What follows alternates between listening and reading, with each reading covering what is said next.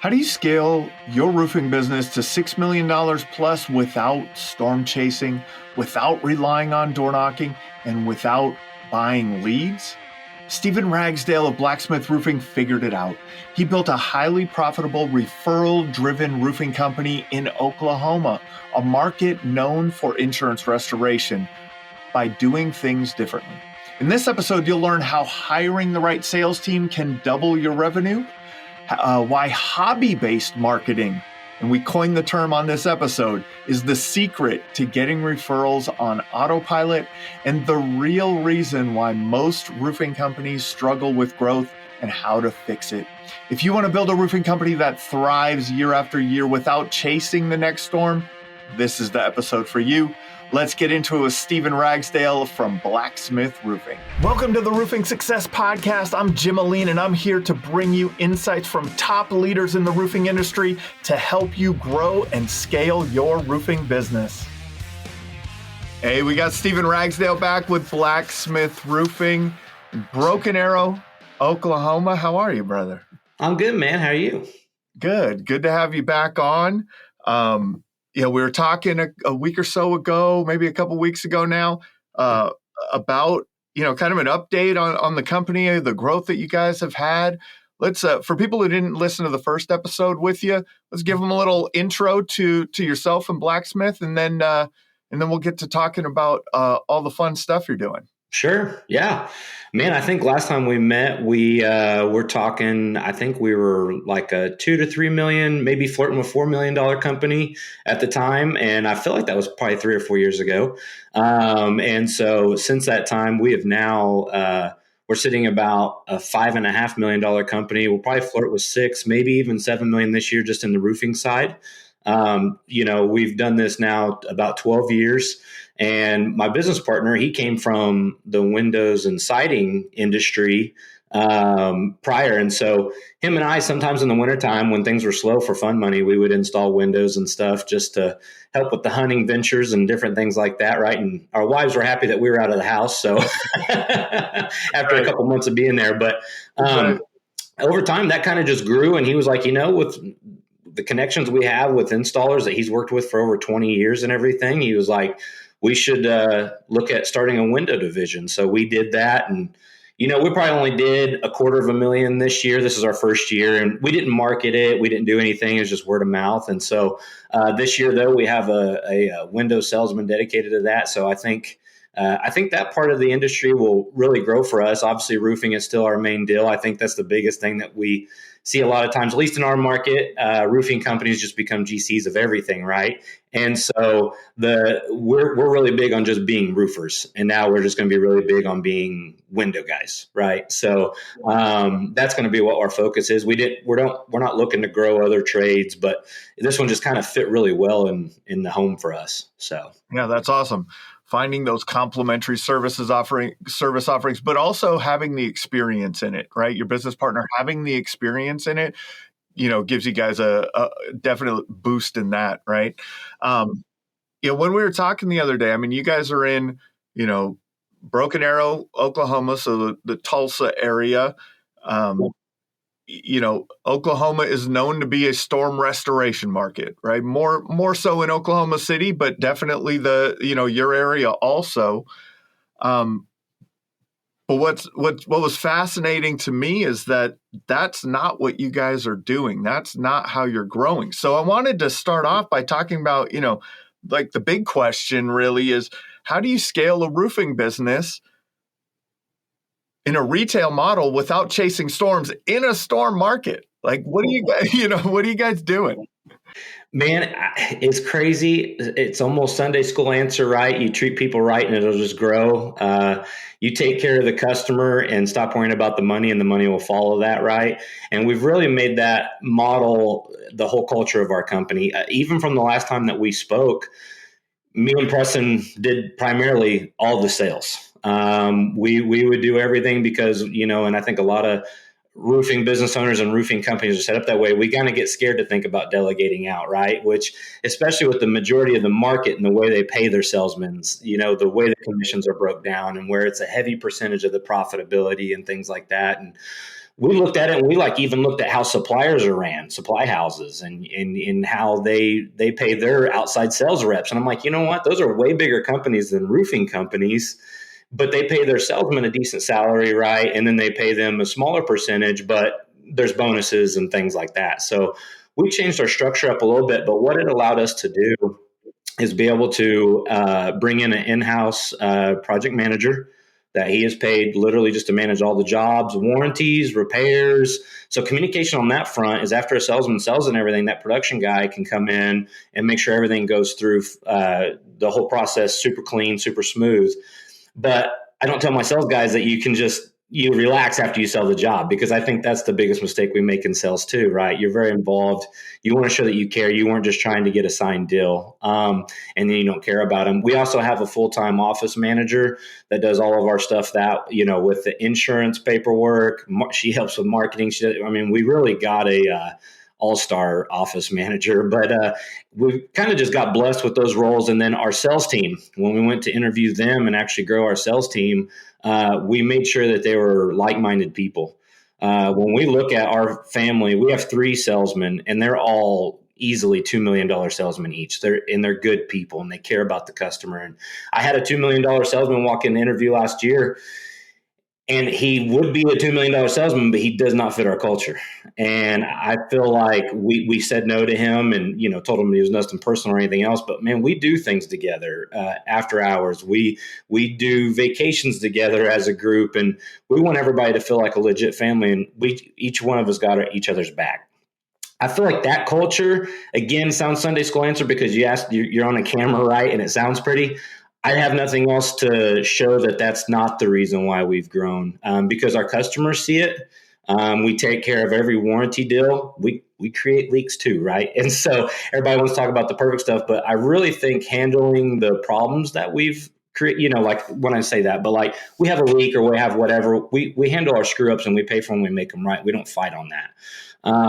There's always a fairness level, right, of what's actually going on, siding or something in correlation to the roof. But you got to be smart in how you take care of your people, because we are 100% a referral-based company. The only thing we pay for is SEO. Got it. Let's talk about that referral-based growth a little bit, because that's what everyone wants, right? Sure. Everyone wants referrals. Of course, your close rate's going to be higher.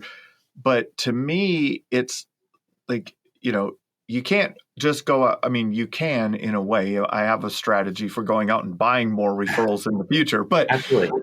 But it's, what year did you guys start again? We started. We've been around since 2013.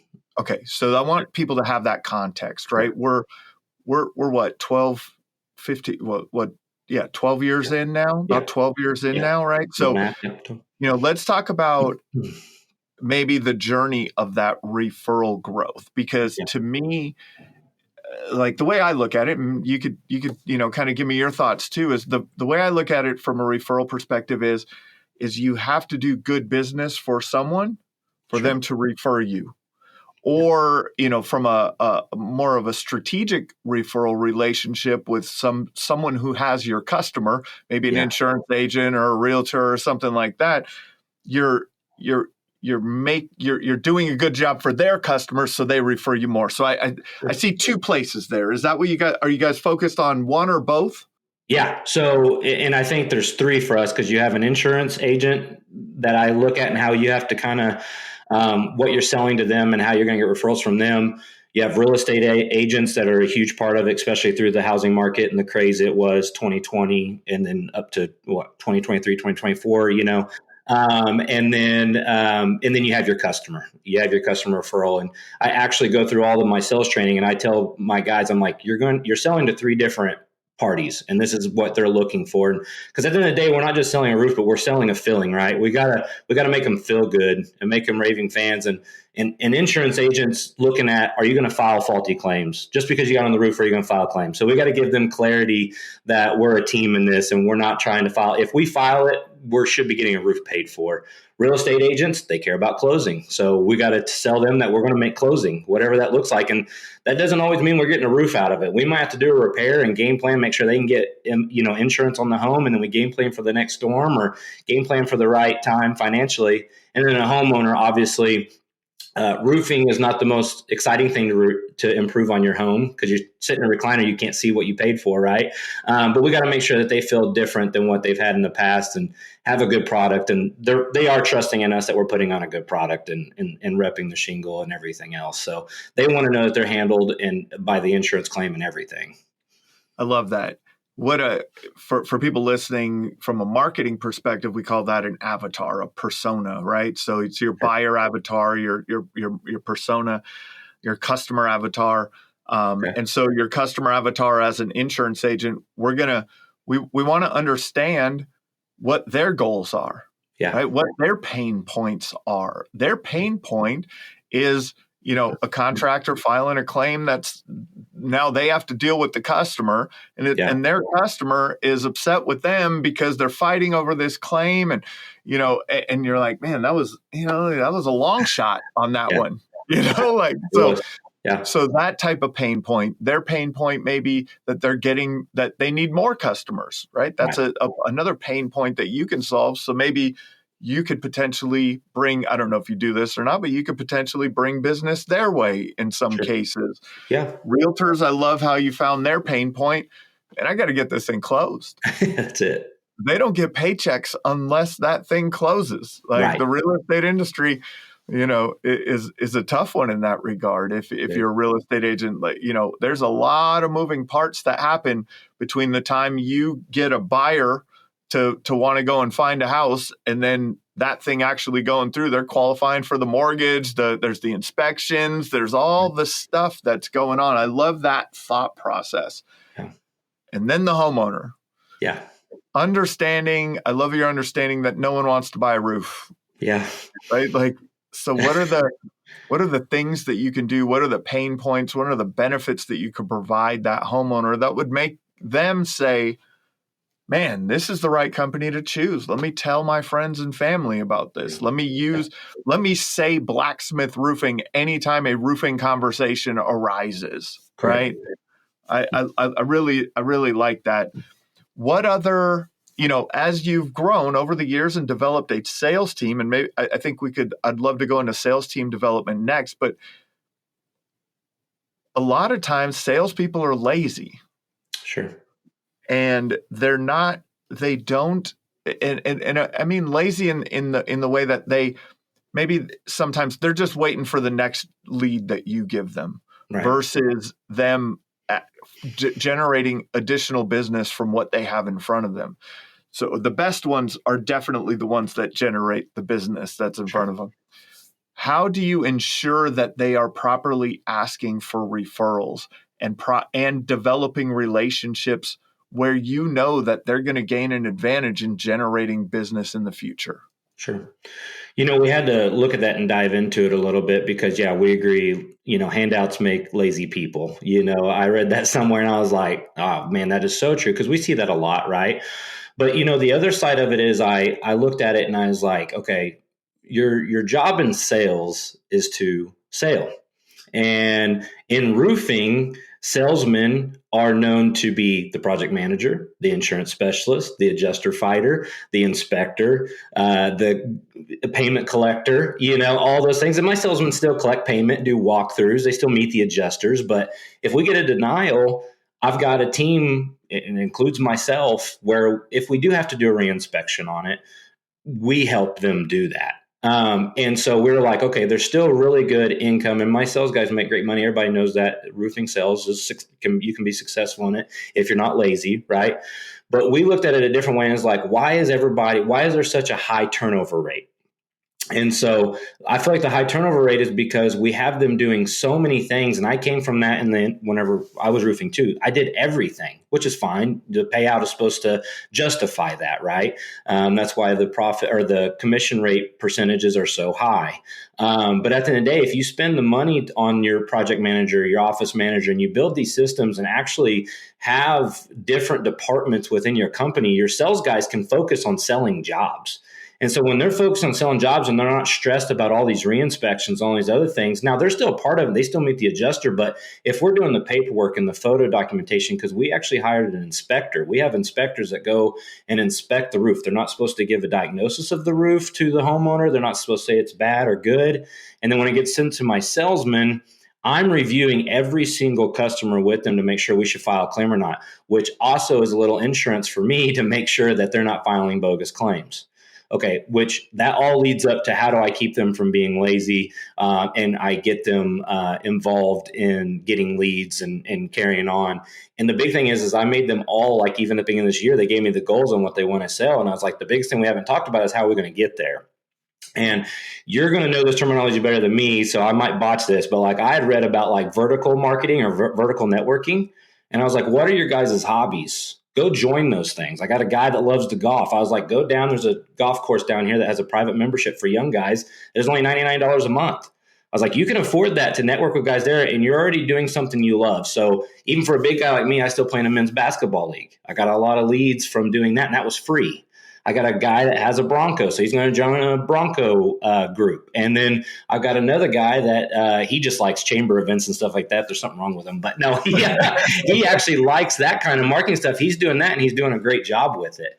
And so I was like, once you pick your hobbies, now it doesn't feel like door knocking. It doesn't feel like, how am I going to feed my family? Like they're already doing something they enjoy. And those people, because I think a lot of guys will agree with it, they're watching this is, when we say roofer, people want to kill the conversation immediately. I can be at a networking event and having a great time, and they're like, what do you do? And I'm almost like, I just want to tell them I'm in construction, because if I say roofer, there's a chance this conversation's over.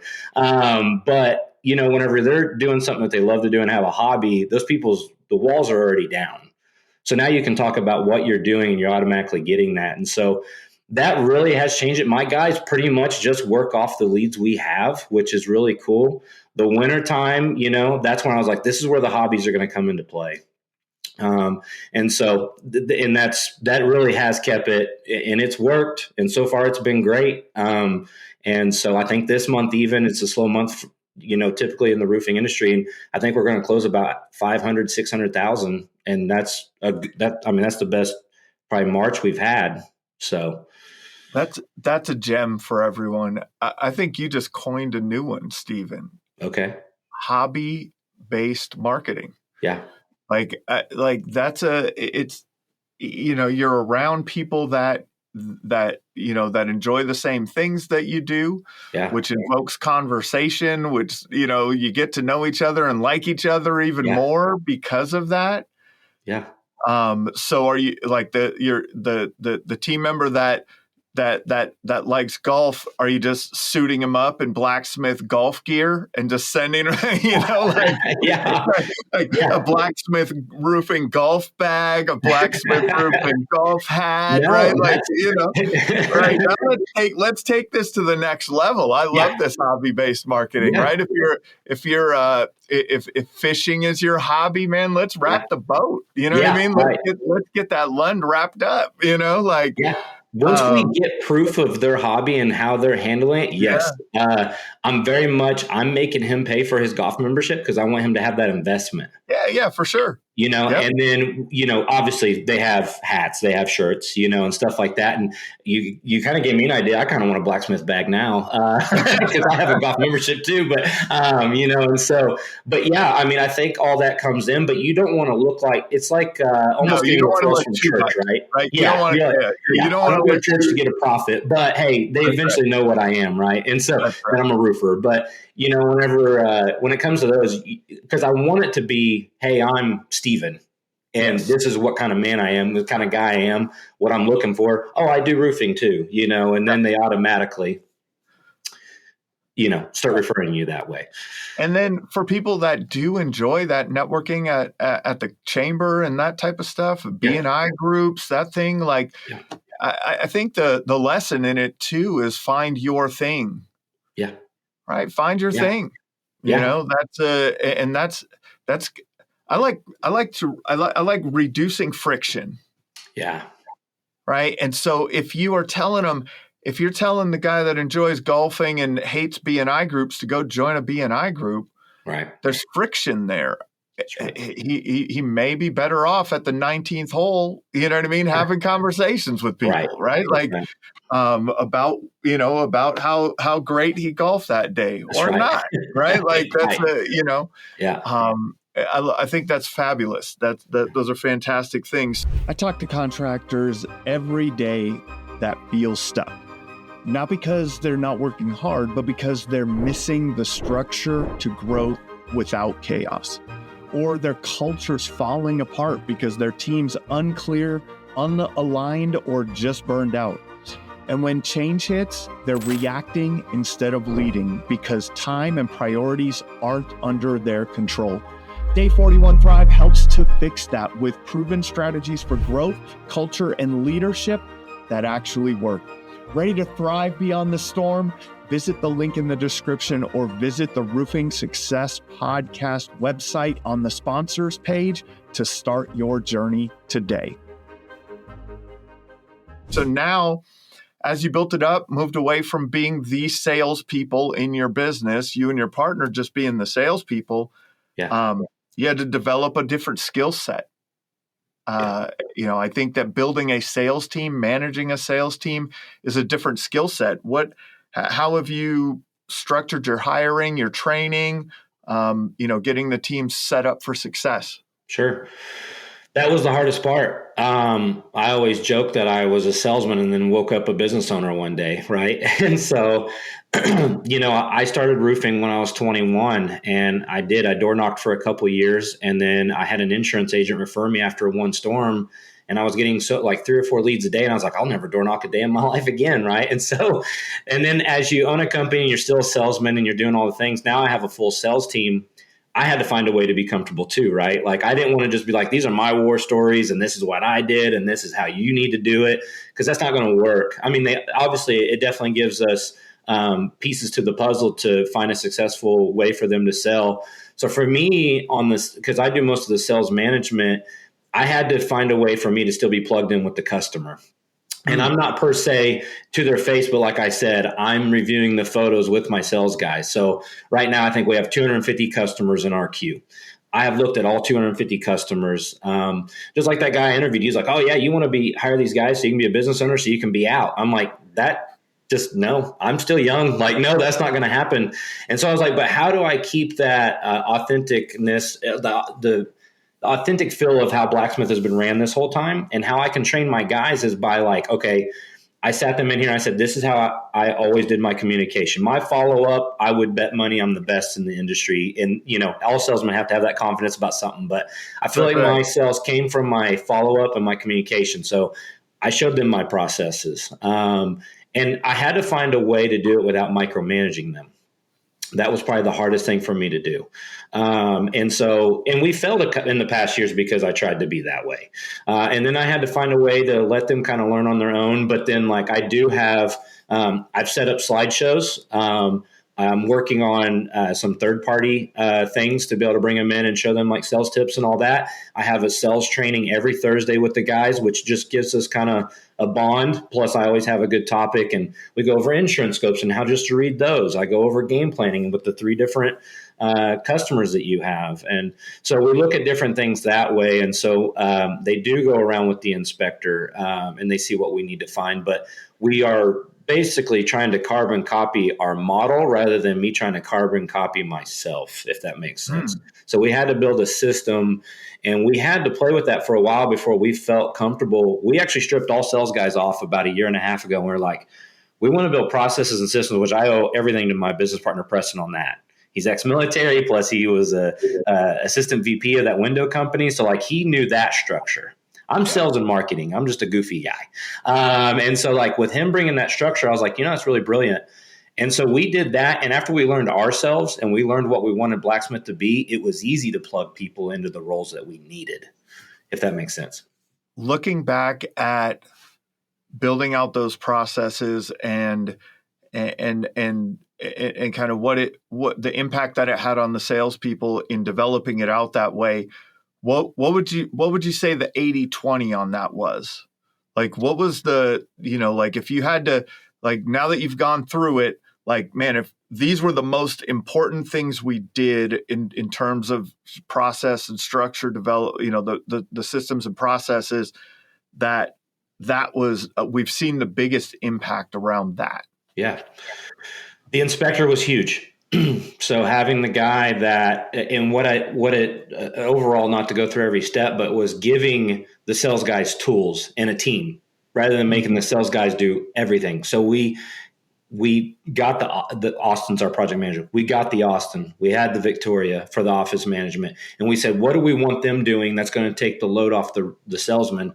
But then what? And then I had to correlate how are the salesmen going to make their jobs easy too for the production manager and the office manager, because they have to be on their game with how they notify things and put things in our system. But we used AccuLinks to the max. We have a lot of things set up in AccuLinks that help them with templates and estimates and stuff that way.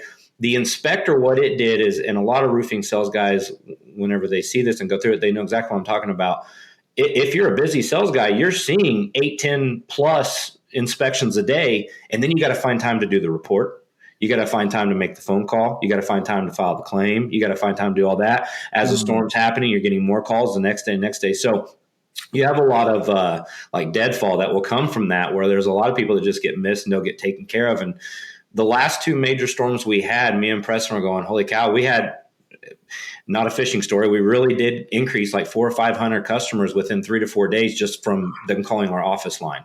The first one, we had to turn the phones off because we didn't know how to handle that. And so we were like, okay, well, that part's great. But how do we capture everybody? And the inspector thing made it to where his job is literally to go take photos, 60 to 100, maybe more, and upload it in AccuLinks. And then my sales guys have time to build a report off that. So now their whole day, again, is selling. They're looking at the reports. They're building the reports. They're making the phone calls, making a decision so they can file that claim the same day. And so then on the back end, the production manager and all has that stuff. And I'm giving you a long-winded answer of it all. But I think it was, how do we make a team literally help each other? And how do I focus on making my salesmen just be salesmen?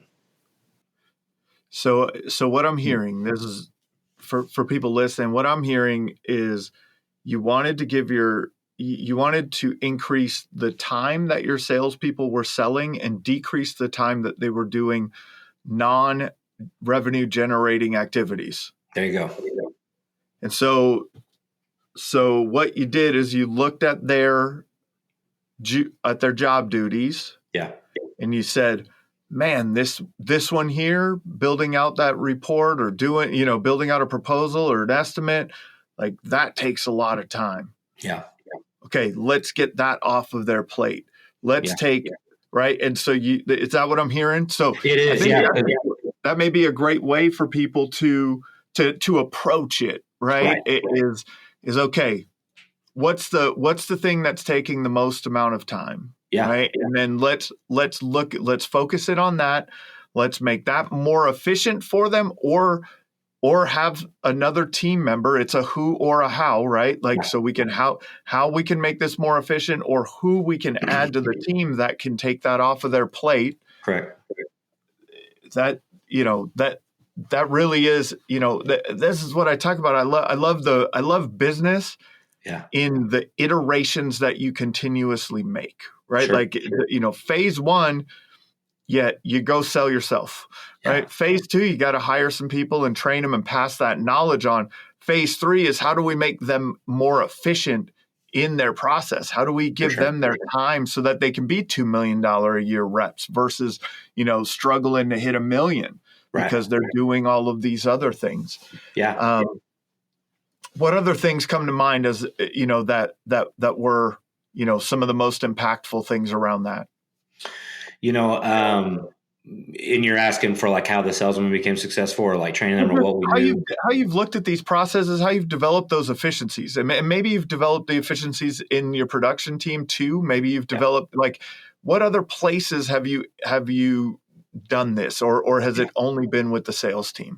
Maybe No. that's a good question. Yeah. So we started with the production guy, and we're like, what do we need for that to run smooth? Then we looked at our office manager and we're like, what do we need that to run smooth? And we're talking about communication, photo documentation, and then like at what part in AccuLinks do they get tagged? What duties do they have in AccuLinks on when they move the timeline, or like from lead to prospect or approved to completed? And then like what, we're obviously paying you guys a salary. What are you going to do with your salary? So, is it job costing? Are you telling me where I'm negative on from my estimate and my sales guy's estimate? I've got it to where my production manager, he reviews labor sold versus what labor came back to on the ticket, because maybe there's added stuff. He looks at material sold in AccuLinks versus what it actually came bought. And I'll tell you, we were bleeding on the back end. And I think a lot of guys are. And I think a lot of it was because, did we really have to order 3 more packages of Ridge Vent, or Ridge?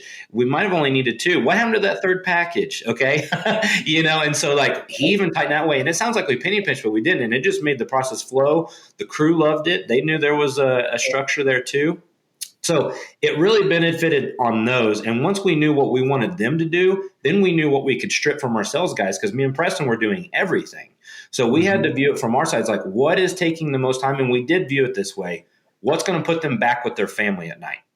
And so the only thing that takes the most time from my sales guy that we can't get away from is maybe a really long adjuster appointment or a late night contract signing because of hours worked, stuff like that. And we don't tell them they have to go home. I mean, if they want to make late night or weekends their thing, I feel like salesmen, they got to adapt to their schedule and what they like and where they perform the best. But I hope that kind of answers your question. But we do, without making it a long deal, is we have a system for every position, including myself and my business partner self, in the company, each department. Yeah, that answers it, but it also provides some clarification. I think that this is something good to think about after hearing it from you, is that you worked on the production side first, the office side first, created efficiencies there first, so that when you created efficiencies in the sales process, there was capacity. Sure. And it sounds like you still, like there could have been capacity issues when you had that big storm and you had to turn the phones off, but but it's the, through the production process, what effects did that have?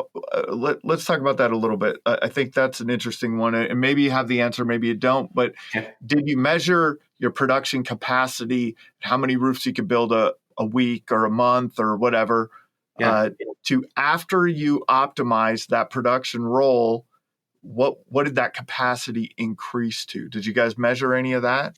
Yeah, it made it more profitable rather than Got it. Rather than, because we were doing 2-3 roofs a day. We still do. And in the wintertime, we're doing 4 or 5 a week if the weather will let us, which I feel like is a very good capacity. But it made us more profitable. It made you kind of stop scratching your head and going like, why wasn't the numbers the same as what we sold it? And I'll tell you where it fixed us the most. It fixed our estimate template.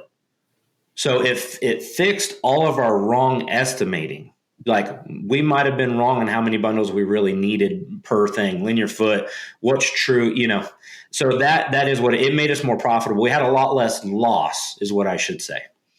That's a great feedback loop that you created, right? Like you created that feedback loop of what's happening. And then, like you said, now you can make adjustments on the estimating side so that you're more accurate as you're making bid or doing bids and things and estimates. And that's awesome. Yeah. Okay. So another thing I want to chat with you about, because it sounds like, you've built out the team. Yeah. What lessons did you learn about getting the right people? It just happened how we got our production guy. So it really was what are their family values? So you have to kind of look at their job histories in the past, and then you kind of also just like what the kind of people, and it's kind of like our customers, we got referred to the people we got. So Victoria and I, that's my office manager, we went to church together. We knew each other as friends and everything for a long time because my wife was on staff there. So got to know her. I already knew she was a hard worker. Anything I showed her at the beginning, I only had to show her one time because she was phenomenal at writing everything down. And then she already has a background in marketing. So like her brain already works a way you wanted. Austin, our production manager, he was our HVAC guy. He owned his own HVAC company for over 20 years. He was already, and that's why I tell all my sales guys too, it's like, you're not going to be the reason for your success. It's going to be the relationships that you build. Everybody we know and that we meet are who got us where we are. We knew somebody or something and got invited to that, right? And so like Austin calls me and says, hey, I'm just not going to be your HVAC guy anymore. I was able to sell my company and I'm just going to kind of free roll. And I was like, I would love to have your type of person here. Have you ever thought about this? Well, so he took it. So we already had that culture built that was family and it was already familiar. My first sales guy that did really good, he's young. I normally don't do really young, but he did an internship with us. I met him at church. He did an internship for us. We hunt together. And afterwards, we're like, man, you have a background in sales that you could do really well. And his whole family was in that. So we brought him on. My other sales guy, crazy enough, we had done a chimney for a gentleman that is TikTok famous here locally, really well-known influencer. And his chimney was leaking, but the roofing companies kept charging him to replace the shingles around his chimney. So when we did his chimney, he got us like 500 new followers overnight, did all this stuff. Well, anyways, when we put out that we were hiring Dylan, he is phenomenal and has a big background in marketing and in sales. And he came because he had followed us from the chimney fix.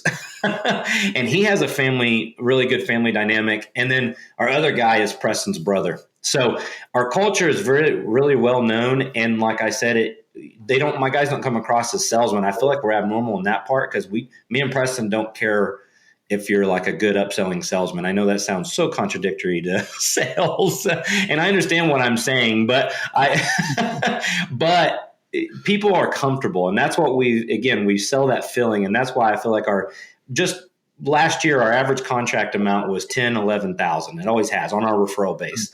Now our average contract amount has been 25 to 30,000. And that's just because prices went up, but we have a different clientele. We're doing a ton of designer shingles now, and we didn't advertise for that. So there is some things I can't answer. It just kind of happened, and and we feel blessed for that. And you feel dumb not being able to have all the metrics for it. But I really do think having that family dynamic, if I had a flat tire tonight, I know anybody in my team is going to come help me. Yeah. And that's pretty cool. And it is in the network that you have, right? Like there's a lot to that, and there's a lot of the relationships that you build over the years. If someone is, everyone sees the end result in a lot of these things, but they don't see the starting point.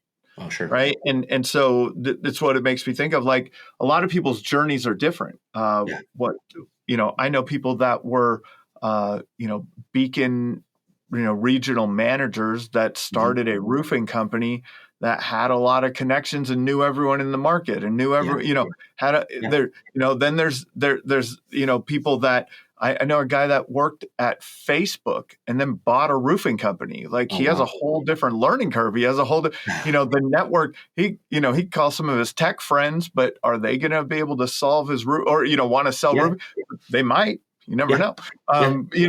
There's all these different places to start, but that network that you build over time, and then also what I heard you was that you're like, oh, you have from my interactions with you, sure, I learned what kind of skill set you have through our conversations over the years. Sure.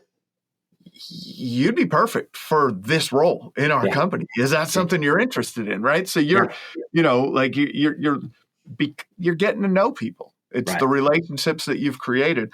How many of your other team members have come from other team member referrals? Like, do you have kind of like a family tree almost going on? Like, not yet, but my guys, we had such a good year, and then the winter was the first unknown with this big of a sales team, and it's only 3, but that's big, I feel like, and it'll grow, but I'm like, I want to see how the winter goes. And that's where me and Preston are like, I was like, we do not take any more sales leads. I like this winter, I want my guys taken care of. And I don't believe in the starvation to make them go get all the leads themselves. And I think that's, like I said, I've made them build their own hobby list and things that way. So we haven't grown from those yet. I have a feeling that is where we're going to get our next salesman though. It's just from that family tree of connections.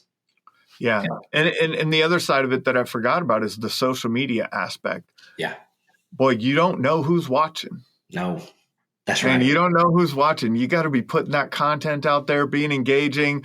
You had someone that had a big following. They posted your stuff. And, all of a sudden this stuff snowballs. They don't think for 1 second that reps in your area or people who may become good sales reps for you aren't watching you. That's right. And making a determination if you're a company that they would like to work for or not through the content that you're producing, in the marketplace. Are you guys doing much social media content? I know you're focused on the SEO stuff, the relationships, face-to-face, more belly-to-belly relationships. Are you doing any social media stuff too? We do. We post probably weekly, and it's pictures and with a good little blimp of like what we're doing, what we're going on. We'll give you a little game plan on that. We'll get you. We'll get you leveled up on that. we do, yeah, and it'd be good. And it's because me and Preston haven't spent time, because Victoria's like, yeah, let's go. I want to do some more stuff, Right. Yeah. We do like the shingle the shingle manufacturer that we do a lot of work with. We were able to, they share a lot of our stuff. So you get that exposure as well. But as far as anything else, we're definitely not as hot as we were when we first got out and trying to get our name out there. We were doing videos and stuff, and we need to revamp that. And we talked about that. We do have billboards rolling out this month. Now it becomes the challenge of you doing it versus your team doing it too, because those sales reps, as they're out at the golf course, and as when you're out down there playing basketball and the other guys down at the chamber group, like there's opportunities for them to be creating content and adding it to the Blacksmith brand, right? And then that is a direct indicator of who you guys are as people, right? Sure. That becomes a direct indicator of that. So real small tweaks, man. It's all just real small tweaks. You gotta, along the way. As a roofing marketing agency owner and coach, I've seen it all. Great marketing wasted because no one follows up fast enough. That's why I built Power Up Agents, not just a receptionist. Our AI handles the entire customer journey, from answering the first call to booking the job to post-job surveys and reviews. 24/7, inbound, outbound, even multilingual. If you want leads followed up instantly and customers nurtured automatically, visit the link in the description or visit the sponsors page on the Roofing Success Podcast website. Your full AI team is ready. What has been the driving force behind, I guess, the intentional creation of your team culture? Because it sounds like, and maybe did it start off as being intentional, and then you were all of a sudden you're like, oh wait, we have a culture here. Let's focus on that and growing it. Which was it? So I think we started the company like a lot of guys. Whenever you think growing up business owner, what's going to drive money? What's going to drive sales? How do we get it? How do we go? And then me and Preston, like I said, when we stripped everything apart, we were like, man, this is exhausting. Like, how are we going to revamp this and want to make us stay in this industry, make us want to stay in this business? And it was looking at it going, what do we hate about it? And why? So like, how can we fix that? Is it because we're spending too much time with all the steps that I told you about? But we really did look at it as like, we're looking for people that we want to be able to make sure that we can provide a good home life for them, as far as like, we want them to spend family time together. We want them, one guy's not married or anything, but like, we want him to still have a life, because I think a lot of guys get burned down in this industry and they don't feel like they have a life, and they'll leave, or they'll think they need to start their own roofing company. So we did very much have it to where if our guys are sick, or like Austin, being on the production side, not a sales guy, for people easier to see to resonate. It's like his family went through a big thing where they were sick last year. And it's like, we've got your back. What do you need? Where's the food? It wasn't like you need to be in the office because he was handling his stuff remote. And so we have a little bit of a relaxed atmosphere there that naturally builds that, but it is spending time together. I think that naturally you attract the people that you're kind of like, right? And so we spent time with them. So kind of answering your question, we started off like what business you feel like you're told it should be. And we realized if we give people a more career style feel here, it won't feel like you're working for a roofing company and you need to start your own, you know? Yeah. So there's always that, right? Training your competition, right? There's that's right. But I don't know, man. I believe like if not everyone's going to work for you forever. Sure. And if you really understand that and you pour into people and you're happy with what their success can be. I was talking to someone down in Florida yesterday. They have a good size roofing company down there, and I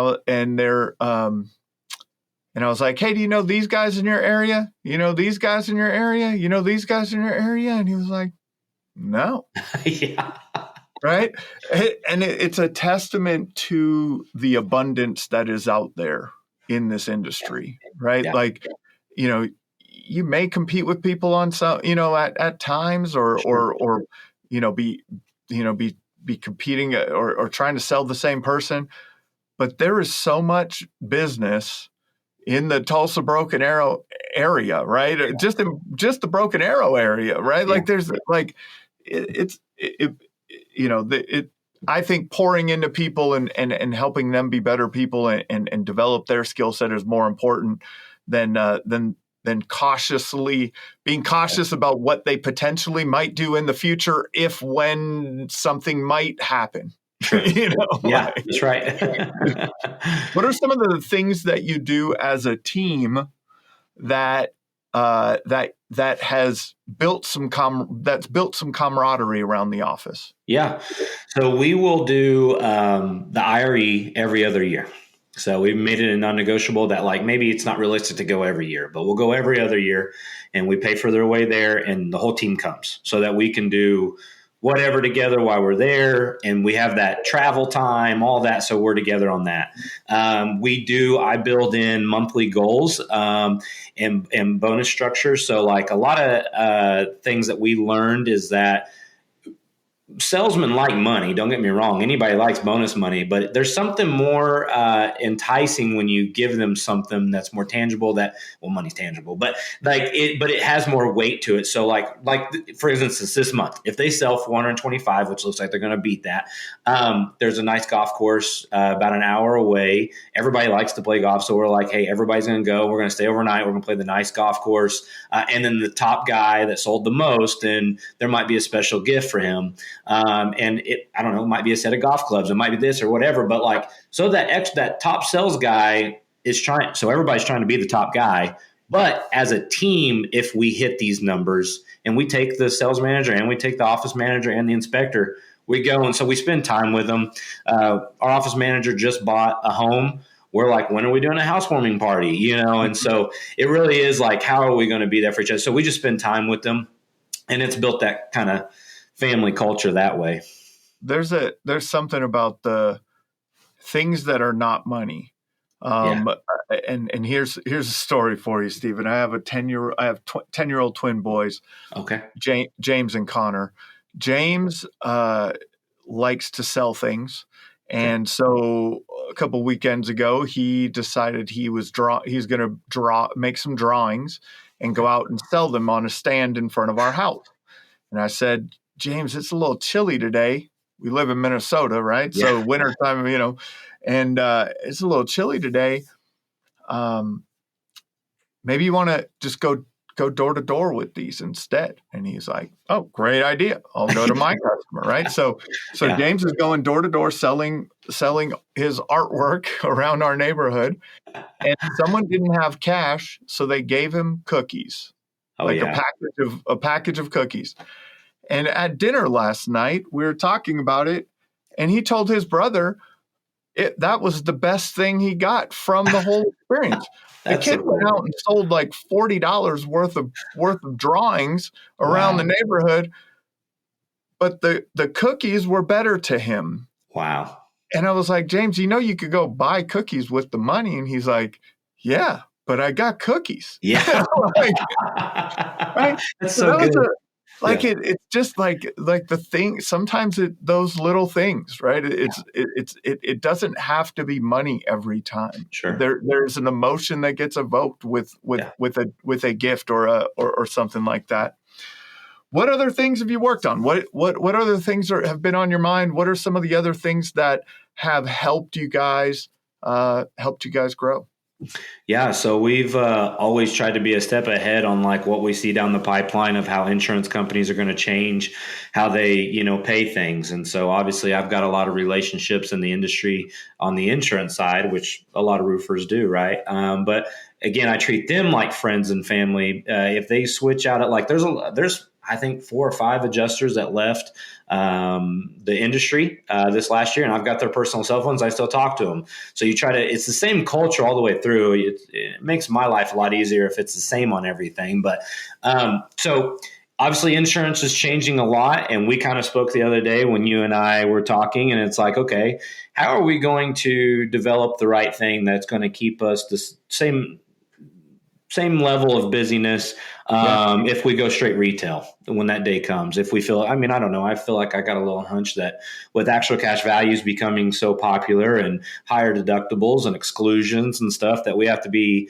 on top of that. So that's the new realm of like what we're learning. Obviously financing is the easy answer, but it's like, okay, if we go off of what we said earlier and we're selling fillings more than we're selling shingles, because I feel like that's what people's really buying our roofs off of, because at the end of the day, insurance is paying for the majority of the roofs out there. So they're kind of going, there's not a whole lot of financial burden in that. So how are we going to make them in a way fall in love with the product that they bought? So we are looking at folders and marketing ways and things that leave, again, tangible, because we can sell a roof without ever showing them a shingle sample. That's right. And so it's like, okay, how do we make them engage and be like, okay, we're going to replace our roof because it's time maintenance wise and not storm related wise.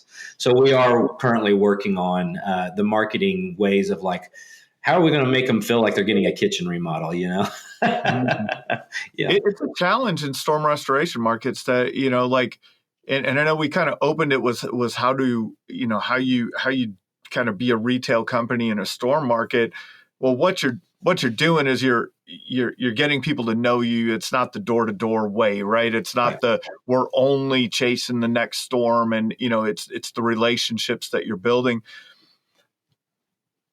But people in storm restoration markets, a lot of them know, right? They know, well, I'll just wait for the next one, right? And so there, but I think highlighting the pain points, what you guys are thinking about, I love the line that you're thinking, highlighting the pain points of, the ACV, highlighting the pain points of higher deductibles, highlighting those pain points. Once the homeowner realizes that they can't wait for the next storm, right? If I were if I were waiting for the next storm and then it just got to a point where I couldn't anymore, you got to do it. And then and then having the options from the financing perspectives and things like that definitely will help. Yeah. Well, this has been awesome, man. What are your kind of concluding thoughts? Let's kind of think about like, the growth that you guys have had, the things that you've put in place over that time frame. What's kind of the final piece of advice for someone that that wants to that's struggling to do the same thing? Yeah, you have to jump out on the faith that you can't do it alone. There's an African saying that I read in a book one time that's like, if you want to go fast, go alone, but if you want to go far, go together. And I don't know. It's just really on my heart to say that, like, if you're a business owner or if you're a guy starting out, or it doesn't have to be in roofing at all, but I really think you have to be abnormal. We know what every roofing company, every roofer that's in it, we know how they're set up. We know how the majority of them are running things. And I really think if you look at your family or like what you want in life and the things that you want, I think you have to go ahead and make the jump and go, you can't afford not to afford the help. So, like, you have to look at, how do I structure this company to keep me sane, to keep accountability, and also to be able to keep retention. I don't want my guys to feel like they can start their own. Not because I want them around and I think they're competition, they're going to beat me. That's not it. I think I've made my footprint. We're fine. But I love the guys that I have here. I don't want them to leave. So if you can build that culture for yourself, if you can go ahead and just step out and start looking at those processes and go, what is taking up most of my time and my sales guys' time, and how am I going to make that well? The sales will just follow, because, again, you've opened up time for them to just go sell. Don't worry about all the other stuff. And I promise you'll still make good money as a business owner. Every other business is set up that way. Why is roofing set up different? And that's what we asked ourselves. And so I feel like if you'll just go ahead and step out on a little bit of faith and pull the trigger on that stuff, you'll have a lot better living life. Awesome, man. Thanks for your time today. This has been another episode of the Roofing Success Podcast. Thanks, brother. Thank you for tuning into the Roofing Success Podcast. For more valuable content, visit roofingsuccesspodcast.com. While there, check out our sponsors for exclusive offers, shop for merchandise, and sign up for our newsletter for industry updates and tips. Also, join the Roofing Success Facebook group to connect with other professionals and stay updated on the latest trends. If you enjoyed this episode, please subscribe, like, share, and leave a comment. Your support helps us continue to bring you top industry insights. The website link is in the description. Thanks for listening.